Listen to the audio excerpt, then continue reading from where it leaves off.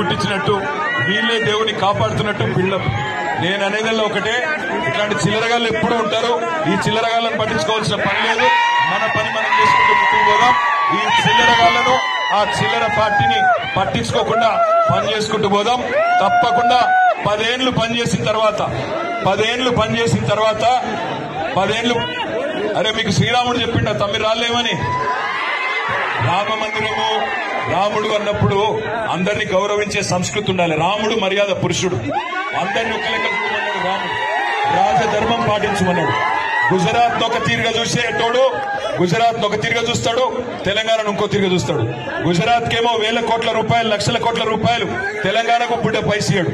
ఒక medical college ఇయ్యడు, ఒక engineering college ఇయ్యడు, ఒక స్కూల్ కట్టాడు, ఒక గుడి కూడా తెలంగాణలో పైస ఇయ్యడు. కానీ ఓట్లు మాత్రం కావాలి.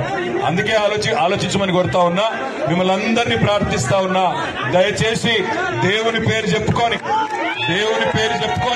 అదానికి దోచిపెట్టే సన్నాసులను పట్టించుకోవాల్సిన అవసరం లేదు. అదానికి, అంబానీలకు తొత్తులైన వాళ్లను పట్టించుకోకండి. 13 తారీఖు నాడు కారు గుర్తుకు ఓటేసి బ్రహ్మాండంగా ఆత్రం సక్కు గారిని గెలిపించి పార్లమెంటుకు పంపండి. ఇట్లాంటి వాళ్ళు ఎప్పుడు ఉంటారనే మాట కూడా నేను మీకు గుర్తు చేస్తూ, మరొకసారి పేరున బైన్సాలో పెద్ద ఎత్తున హాజరైన మా అన్నదమ్ములకు, అక్క చెల్లెళ్లకు, అదేవిధంగా మా బీఆర్ఎస్ పార్టీ నాయకులందరికీ హృదయపూర్వకంగా నమస్కారాలు తెలియజేసుకుంటూ జై తెలంగాణ.